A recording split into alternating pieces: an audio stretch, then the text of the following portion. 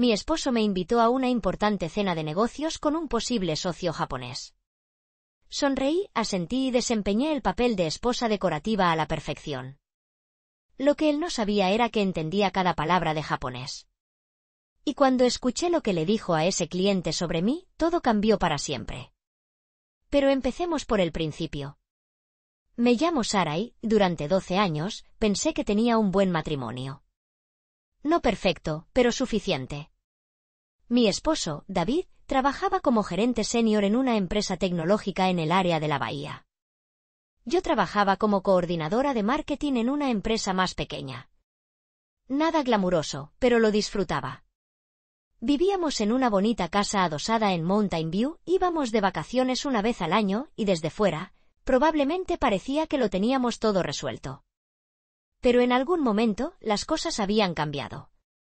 No podría señalar exactamente cuándo empezó. Quizás fue cuando David consiguió su último ascenso hace 3 años. Quizás fue gradual, tan lento que no me di cuenta hasta que ya vivía en un matrimonio diferente al que creía tener. David se volvió más ocupado, más importante. Al menos eso es lo que me dijo. Trabajaba hasta tarde, viajaba a congresos y cuando llegaba a casa, o estaba con el teléfono o demasiado cansado para hablar. Nuestras conversaciones se volvieron transaccionales. ¿Recogiste mi ropa de la tintorería? No olvides que cenamos con los Johnson el sábado. ¿Puedes encargarte del servicio de jardinería? No tengo tiempo. Me dije a mí misma que esto era normal. Esto era lo que pasaba después de una década de matrimonio. La pasión se desvanece, la rutina se instala y uno simplemente se las arregla para funcionar. Reprimí la sensación de soledad que se colaba durante las tardes tranquilas cuando él estaba encerrado en su oficina en casa. Y me senté sola a ver televisión que realmente no me interesaba. Hace unos 18 meses, me topé con algo que cambió mi trayectoria. Estaba navegando por mi teléfono una noche sin dormir cuando apareció un anuncio de una prueba gratuita de una aplicación para aprender japonés. La había cursado un semestre en la universidad, cuando era una persona diferente con otros sueños. Me había encantado. La complejidad, la elegancia, la forma en que me abrió una forma completamente diferente de pensar sobre el mundo. Pero entonces conocí a David, me casé, empecé a trabajar. Y ese sueño quedó archivado en el cajón de los intereses poco prácticos de la juventud. Esa noche, tumbada en la cama mientras David roncaba a mi lado, descargué la aplicación por curiosidad, solo para ver si recordaba algo. Recordé más de lo que esperaba. El hiragana me llegó con facilidad, luego el katakana. En cuestión de semanas, me enganché. Todas las noches, mientras David trabajaba hasta tarde o veía sus canales de noticias financieras, yo me sentaba a la mesa de la cocina con los auriculares puestos y repasaba las lecciones. Me suscribí a un podcast para estudiantes. Empecé a ver series japonesas con subtítulos y luego, finalmente, sin ellos. No se lo dije a David, no porque lo estuviera ocultando, sino porque había aprendido a no compartir cosas que él descartaría. 3 años antes, le había comentado que quería tomar un curso de fotografía. Se rió, no con mala intención, pero de esa forma que me hizo sentir insignificante. Sara, tú haces fotos con tu iPhone como todo el mundo. No necesitas una clase para eso. Además, ¿cuándo tendrías tiempo siquiera? Después de eso, aprendí a mantener mis intereses en secreto. Era más fácil que defenderlos. Así que el japonés se convirtió en mi secreto, mi mundo privado. Y se me daba bien, muy bien. Practicaba todos los días, a veces durante 2 o 3 horas. Chateaba por vídeo con profesores particulares sobre italiano, me unía a grupos de estudio online e incluso empecé a leer novelas sencillas. Al cabo de 1 año, ya entendía japonés conversacional con bastante fluidez. No a la perfección, pero sí lo suficiente como para seguir. Películas, entender podcast y mantener conversaciones decentes con mis profesores. Era como recuperar una parte de mí que había enterrado. Cada palabra nueva que aprendía, cada patrón gramatical que dominaba, me parecía una prueba de que aún era capaz de crecer, de que aún era alguien más que la esposa de David. Entonces, una noche de finales de septiembre, David llegó a casa antes de lo habitual. parecía entusiasmado, con una energía que no le había visto en meses. Sara, qué buena noticia, dijo, aflojándose la corbata mientras entraba en la cocina donde yo preparaba la cena. Estamos a punto de cerrar una alianza con una empresa tecnológica japonesa. Esto podría ser crucial para nosotros. El director ejecutivo viene de visita la semana que viene y lo llevaré a cenar a Hachiri. Tendrás que venir. Levanté la vista de las verduras que estaba picando y vi que estaba en una cena de negocios. Sí. Tanaka-san me preguntó específicamente si estaba casada. La cultura empresarial japonesa. Les gusta saber que eres estable, que tienes familia. Queda bien. Abrió la nevera y cogió una cerveza. Solo tienes que verte bien, sonreír, ser encantadora. Ya sabes, lo de siempre. Algo en su forma de decir lo de siempre me inquietó, pero lo dejé pasar.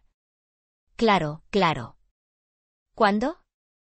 El próximo jueves, a las 7, ponte ese vestido azul marino. El de las mangas. Conservador pero elegante. Y Sara se giró para mirarme directamente por primera vez. Tanaka no habla mucho inglés. Hablaré casi todo en japonés. Probablemente te aburrirás bastante, pero sonríe. Bueno. Se me encogió el corazón. ¿Hablas japonés? Lo aprendí. He trabajado con nuestra oficina de Tokio durante años. Ahora lo hablo con bastante fluidez. Había orgullo en su voz. Es una de las razones por las que me están considerando para el puesto de vicepresidente. No muchos ejecutivos aquí pueden negociar en japonés. No me preguntó si lo hablaba. No se preguntó si tendría algún interés o conocimiento. ¿Por qué lo tendría? En su mente, yo solo era la esposa que sonreiría y estaría guapa mientras las personas importantes hablaban. Volví a mi tabla de cortar, mis manos moviéndose automáticamente. Eso suena maravilloso, cariño. Estaré allí. Después de que salió de la habitación, me quedé de pie en el mostrador, con la mente acelerada. Una oportunidad acababa de caer en mis manos. Una oportunidad de entender realmente una conversación que David creía privada. De escuchar cómo hablaba realmente, cómo se presentaba, cómo hablaba de nuestra vida cuando creía que yo no podía entenderlo. Una parte de mí se sentía culpable por siquiera pensar así. Pero una parte más grande de mí, la parte que se sentía cada vez más invisible en mi propio matrimonio, quería saber, necesitaba saber. La semana transcurrió lentamente. Dediqué cada momento libre a refrescar mi vocabulario de japonés de negocios, a practicar patrones de lenguaje cortés, a asegurarme de poder seguir una conversación profesional. No sabía. ¿Qué esperaba oír? Quizás nada importante. Quizás le estaba dando demasiadas vueltas a todo, a ser paranoica, a buscar problemas que no existían. Llegó el jueves. Me puse el vestido azul marino que me habían pedido, lo combiné con tacones modestos y joyas sencillas. Me miré al espejo y vi exactamente lo que David quería. Una esposa presentable que no lo avergonzara delante de clientes importantes. El restaurante estaba en San Francisco, moderno y caro, de esos lugares con una lista de espera de meses. David había usado la cuenta de la empresa para reservar. Llegamos 15 minutos antes. David revisó su aspecto en la cámara de su teléfono y se ajustó la corbata, que ya estaba recta. Recuerden, dijo al entrar, simplemente sean amables. No intenten participar en la charla de negocios. Si Tanaka se dirige a usted en inglés, responda concisamente. Necesitamos que se centre en la colaboración, no que se distraiga con charlas triviales. Asentí, conteniendo el sabor amargo. Tanaka ya estaba sentado cuando llegamos. Se levantó para saludarnos. Era un hombre de unos 50 años con gafas de montura plateada y un traje impecable. David hizo una ligera reverencia. Seguí su ejemplo. Intercambiaron saludos en japonés, formales y educados. Sonreí, con aspecto de estar perdida, y me deslicé en la silla que David me ofreció. La conversación comenzó con superficiales cortesías inglesas. Tanaka elogió la elección del restaurante. Mencionó su hotel y preguntó si era la primera vez que recibíamos socios internacionales. Su inglés era bastante bueno, mejor de lo que David había insinuado, solo con acento. Luego, a medida que llegaban los menús, pasaron al japonés con naturalidad. La fluidez de David era impresionante, debo admitirlo. Hablaba con fluidez, seguridad, y se notaba que se sentía cómodo con el idioma. Hablaron de proyecciones de negocio, estrategias de expansión de mercado y especificaciones técnicas. Solo lo entendí parcialmente. Me senté en silencio, bebiendo agua, sonriendo de vez en cuando me miraban, interpretando mi papel. Entonces Tanaka-an se giró ligeramente hacia mí y dijo algo en japonés que capté, una pregunta cortés sobre mi trabajo. David respondió por mí antes de que pudiera fingir que no entendía. En japonés, dijo, Sara trabaja en marketing, pero es una empresa pequeña. Nada serio. Es más bien un hobby para mantenerse ocupada. Se ocupa principalmente de nuestra casa. Mantuve una expresión neutral, pero algo se retorció en mi interior. ¿Un hobby? Había trabajado en marketing durante 15 años, había gestionado campañas exitosas y forjado relaciones con clientes, pero él simplemente había descartado toda mi carrera como una forma de mantenerme ocupada. Tanaka-an asintió cortésmente y no insistió. La cena continuó. Llegaron varios platos, cada uno presentado de forma exquisita. Comí despacio, permanecí en silencio y escuché. Escuché de verdad. David era diferente en japonés, más agresivo, más presumido. Exageró su papel en los proyectos, se atribuyó el mérito del trabajo en equipo y se presentó como una figura más importante del éxito de la empresa de lo que realmente era.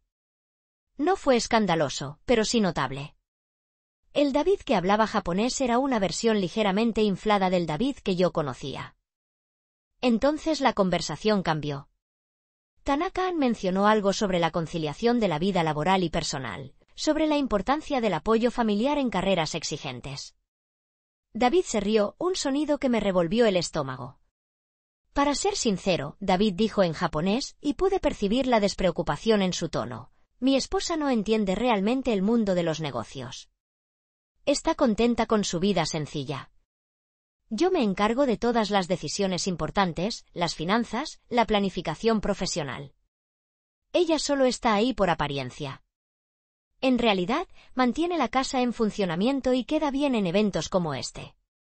Me viene bien porque no tengo que preocuparme por una esposa que exija demasiada atención o tenga sus propias ambiciones que se interpongan. Apreté mi vaso de agua con tanta fuerza que pensé que se rompería. Tanaka-an emitió un sonido evasivo. Observé su rostro y vi un destello de algo. Quizás incomodidad, pero no lo cuestionó. En cambio, cambió ligeramente de tema y le preguntó por sus objetivos a largo plazo. El puesto de vicepresidente es básicamente mío, continuó David en japonés. Y después, me estoy planteando el Sewite dentro de 5 años. Me he estado posicionando con cuidado, construyendo las relaciones adecuadas. Mi esposa aún no lo sabe, pero he estado moviendo algunos activos, abriendo cuentas en el extranjero, simplemente he estado haciendo una planificación financiera inteligente. Si mi carrera requiere mudarme o hacer grandes cambios, necesito la flexibilidad para actuar con rapidez sin estar atado a cuentas conjuntas y sin que ella tenga que firmarlo todo. Se me heló la sangre. Cuentas en el extranjero, moviendo activos sin avisarme. Me quedé allí sentada sonriendo con indiferencia mientras mi esposo revelaba con indiferencia maniobras financieras que parecían muy parecidas a las de un futuro sin mí, o al menos uno en el que no tendría acceso al dinero conyugal. Pero no había terminado. Tanaka-san le preguntó a David sobre el estrés del puesto, si tenía formas de gestionarlo. La risa de David era horrible. Tengo mis desahogos. Hay alguien en el trabajo, Jennifer. Trabaja en finanzas. Llevamos unos 6 meses viéndonos. Mi mujer no tiene ni idea. La verdad es que me ha venido bien. Jennifer entiende mi mundo, mis ambiciones. Ella también está llegando lejos. Hablamos de estrategia, hacemos planes. Es refrescante llegar a casa y encontrarme con alguien que no puede hablar de nada más complejo que de qué cenar. Me quedé completamente quieto. Sentía la cara congelada. por dentro, me estaba rompiendo en 1000 pedazos. Pero años de aprender a ser pequeño, callado y agradable me mantuvieron en mi silla, con la sonrisa en la cara, evitando que mis manos temblaran visiblemente. Una aventura. Cuentas en el extranjero, desestimándome por ser demasiado simple para entender su mundo, llamando a mi carrera un pasatiempo, reduciéndome a un objeto decorativo que se encargaba de la casa y tenía un aspecto presentable. 12 años de matrimonio, y así era como me veía. Esto era lo que decía cuando creía que no lo entendía. Tanaka-an estaba definitivamente incómodo ahora. Lo noté en su cambio de actitud, en cómo redirigió la conversación hacia temas de negocios neutrales. Fue demasiado educado como para llamar la atención sobre David, pero sus respuestas se volvieron más cortantes, más formales. La cena terminó. Nos despedimos en el vestíbulo del restaurante. Tanaka-an me hizo una reverencia y dijo en un inglés cuidadoso: «Fue un placer conocerla, señora Sara. Le deseo lo mejor».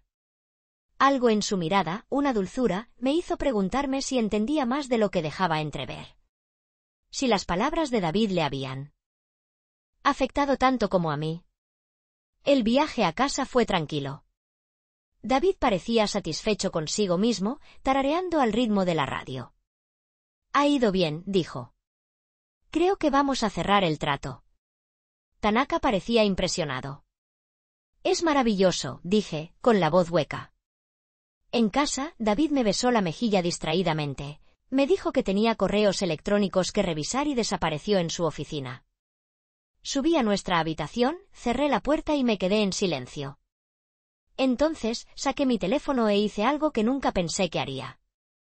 Llamé a Emma. Emma había sido mi compañera de cuarto en la universidad, mi mejor amiga antes de la vida y la distancia, y el sutil desánimo de David hacia mis amistades nos había separado. Ella se había convertido en abogada de familia y había pasado por su propio divorcio hacía 5 años. Nos habíamos reencontrado por redes sociales recientemente, intercambiamos algunos mensajes, pero no le había contado nada real sobre mi vida. Sara, contestó al segundo timbre, con sorpresa en la voz. Eran casi las 11 de la noche. Y se me quebró la voz al decir la última palabra. Necesito un abogado. Hablamos durante 2 horas. Se lo conté todo: la cena, la conversación en japonés, las cuentas en el extranjero, la aventura, los años que pasé sintiéndome inferior y desestimada. Me escuchó sin interrumpir, su mente legal procesando con claridad lo que le contaba. Primero, cuando terminé, dijo: «Necesito que respires». «¿Puedes hacerlo por mí?» Respiré. En segundo lugar, debes entender que lo que está haciendo con esas cuentas en el extranjero podría ser ilegal, definitivamente poco ético. Si está ocultando bienes conyugales anticipando un divorcio o simplemente para mantener el control, eso es fraude financiero. Podemos usar eso. No tengo pruebas, dije. Solo fue una conversación. ¿Grabaste la cena? Me sentí estúpida. No pensé. Solo intentaba procesar lo que estaba oyendo. No pasa nada. Esto es lo que vamos a hacer, no lo confrontes todavía. Sé que quieres hacerlo, pero debemos ser estratégicos. A partir de mañana, vas a recopilar documentación, extractos bancarios, declaraciones de impuestos, cualquier registro financiero al que puedas acceder, tomar fotos, reenviarte correos electrónicos, lo que sea. Si está moviendo dinero, habrá un rastro en papel. Lo encontraremos. Emma, tengo miedo. Lo sé, cariño, pero también eres inteligente y capaz, y acabas de demostrarlo aprendiendo un idioma entero sin que él lo sepa. Puedes lograrlo. Ya no estás sola. Después de colgar, me senté en el borde de la cama y me dejé llevar por todo lo que había estado conteniendo en el restaurante. Rabia, traición, dolor, miedo. Pero debajo de todo, algo más crecía. Una determinación fría y clara. Ya no iba a ser la esposa decorativa. No iba a permitir que me desestimaran, me menospreciaran y me engañaran. Iba a recuperar el control de mi vida, incluso si eso significaba quemar todo lo que había construido para lograrlo. A la mañana siguiente, llamé al trabajo para decir que estaba enferma. David apenas se dio cuenta, solo gruñó en señal de aprobación mientras se iba a la oficina. En cuanto arrancó su coche, empecé a buscar. David guardaba archivos en su oficina en casa, organizados y meticulosos. Encontré extractos bancarios de los últimos 3 años, declaraciones de impuestos, información de cuentas de inversión. Lo fotografié todo con mi teléfono, lo subí a una nube privada que Emma me había creado y allí estaba. 2 cuentas que nunca había visto, ambas con transferencias regulares. $50.000 transferidos en los últimos 8 meses a un banco en las Islas Caimán. Nuestros ahorros conjuntos se habían agotado poco a poco sin que yo lo supiera. Me sentía mal, pero seguí fotografiando, documentando. Emma me había dicho que fuera minuciosa, así que lo fui. También encontré correos electrónicos, impresos y archivados. Correspondencia sobre propiedades de inversión que no sabía que poseíamos, o mejor dicho, que él poseía. Todo estaba solo a su nombre. Y luego encontré los correos electrónicos a Jennifer.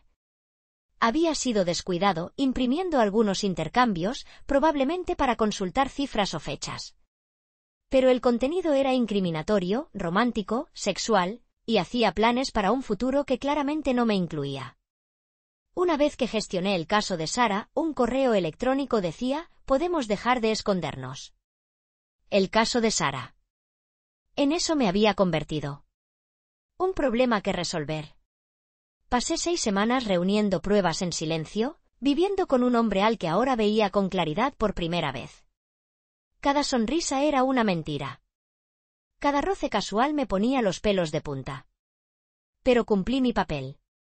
Cocinaba cenas, le preguntaba cómo le había ido el día, fingía que nada había cambiado. Emma estaba construyendo el caso. Me reunía con ella 2 veces por semana en su oficina, llevándole nueva documentación y discutiendo la estrategia. Íbamos a solicitar el divorcio y, al mismo tiempo, denunciar su mala conducta financiera al comité de ética de su empresa.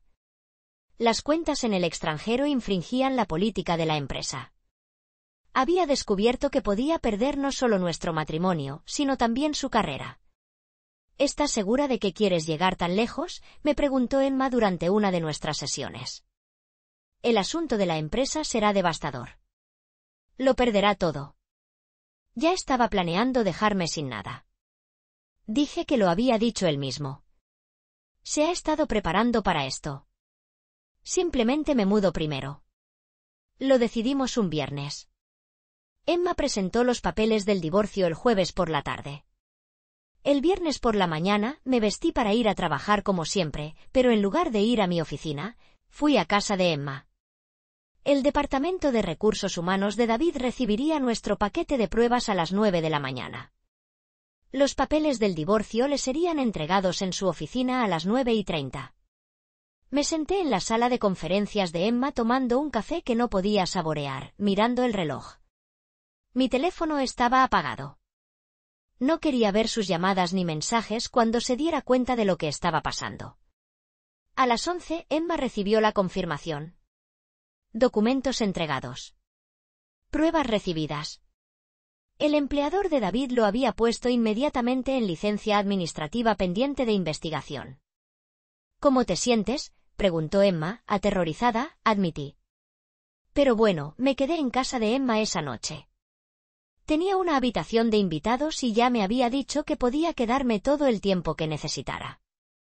Me ayudó a redactar correos electrónicos para mi propio empleador, explicándole que tomaría la licencia FMLA por motivos personales.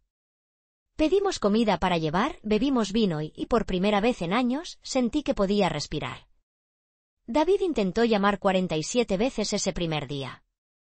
Izquierda mensajes de voz que iban desde la confusión hasta la ira y las súplicas. No los escuché. Emma sí, documentándolo todo para el caso. El sábado, escoltada por Emma y un policía, solo por precaución, volví a casa a recoger mis pertenencias. David estaba allí y se veía terrible. Sin afeitar, despeinado, con los ojos rojos. Sara, por favor, empezó a decir al verme. Levanté la mano. No me dejes explicar. ¿Explicar qué? ¿Que me has estado engañando? ¿Que has estado escondiendo dinero? ¿Que me llamaste demasiado simple para entender tu mundo? Escuché cada palabra en esa cena, David. Cada palabra. Su rostro palideció. Tú no hablas japonés. Lo hablo con fluidez desde hace más de un año. Es curioso que nunca lo preguntaras. Nunca te preguntaste qué hacía con mi tiempo cuando estabas demasiado ocupado con el trabajo o con Jennifer. Se dejó caer en el sofá. La empresa me dio de baja. Están investigando. Sara, podría perder mi trabajo. Ese ya no es mi problema. Empecé a caminar hacia las escaleras que conducían a nuestro dormitorio, donde yo necesitaba empacar. Espera. Su voz era desesperada. Podemos arreglar la terapia de pareja. Terminaré con Jennifer. Podemos resolver esto. Me giré para mirarlo. ¿En serio? Míralo. Este hombre con el que pasé 12 años, al que amé, al que creí que me amaba. No quieres arreglar esto. Quieres arreglar tu carrera, tu imagen, tu situación financiera. No lamentas haberme lastimado. Lamentas que te atraparan. Eso no es verdad. En esa cena, le dijiste a Tanaka-san que solo era para aparentar, que era demasiado simple, demasiado poco ambiciosa, que básicamente era una empleada doméstica que vivía con ella y que lucía bien en los eventos. ¿Recuerdas haber dicho eso siquiera? Su silencio fue respuesta suficiente. Ya no soy tan pequeña para ti, David. Ya no soy la esposa conveniente que no exige demasiado. Presenta tus contraoportunidades si quieres. Lucha contra el divorcio, pero no vas a ganar. Y no te saldrás con la tuya ocultando nuestros bienes. Pasé 2 horas empacando.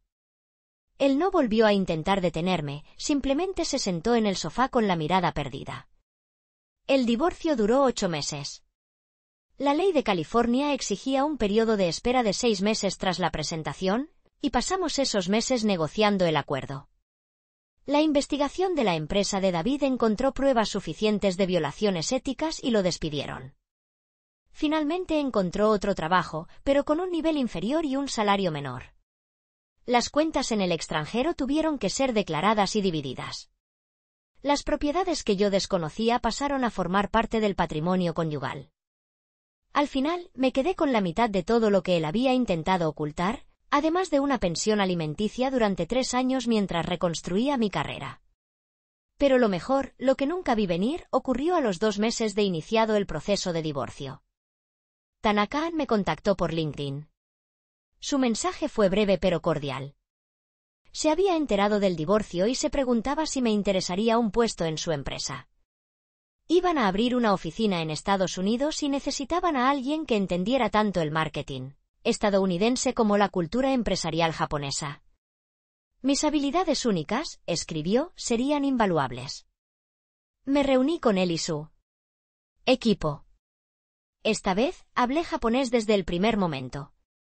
Sus ojos se iluminaron con genuino respeto y algo más. Quizás un poco divertido por haber engañado a todos en esa cena. Lo sabía, dijo en japonés al final de mi entrevista en el restaurante. La forma en que te comportaste cuando David habló de ti. Vi la comprensión en tus ojos solo por un instante. Me alegra que hayas encontrado tu fuerza. Me ofrecieron el puesto. El salario de director senior de marketing era el triple de lo que ganaba. Acepté. Ahora tengo 63 años. Todo eso sucedió hace más de 20 años, pero recuerdo cada detalle. El divorcio, por muy doloroso que fuera, me devolvió la vida. Dirigí ese departamento de marketing durante 15 años antes de jubilarme. Viajé a Japón una docena de veces, hice amigos genuinos. Me convertí en alguien que existía más allá de ser la esposa de alguien. Nunca me volví a casar, tuve citas ocasionales, tuve una relación seria que duró 5 años antes de que nos separáramos amistosamente. Pero nunca más volví a reducir mi mundo para que encajara en la visión de otra persona sobre quién debería ser. David me envió un correo electrónico una vez sobre 3 años después de que el divorcio fuera definitivo. Se volvió a casar, se disculpó por cómo terminaron las cosas y dijo que esperaba que estuviera bien. Nunca respondí. Algunos capítulos no necesitan pastillas. Sigo estudiando japonés, aunque ahora es solo por placer. Leo novelas, veo películas y, a veces, doy clases particulares a jóvenes profesionales que quieren aprender. El idioma que empezó como una vía de escape secreta se convirtió en lo que me salvó, lo que me demostró que era capaz de más de lo que me había permitido creer. Esa cena en Hachiri fue la peor y la mejor noche de mi vida. La peor porque escuché verdades que destrozaron mi realidad. La mejor porque finalmente me impulsó a actuar, a dejar de aceptar menos de lo que merecía. Así que, si estás escuchando esto y estás en un matrimonio donde te sientes invisible, donde tus intereses son ignorados, donde te hacen sentir pequeño, presta atención a ese sentimiento. Aprende el idioma. Reúne las pruebas. Encuentra a tu Emma. Y cuando estés listo, recupera tu vida. No será fácil. Dolerá. Habrá noches en las que te cuestionarás. Todo. Pero al otro lado de ese dolor hay una vida donde puedes ser plenamente tú mismo. Donde tu voz importa. Donde no eres solo decorativo, sino esencial. Y vale la pena luchar por esa vida.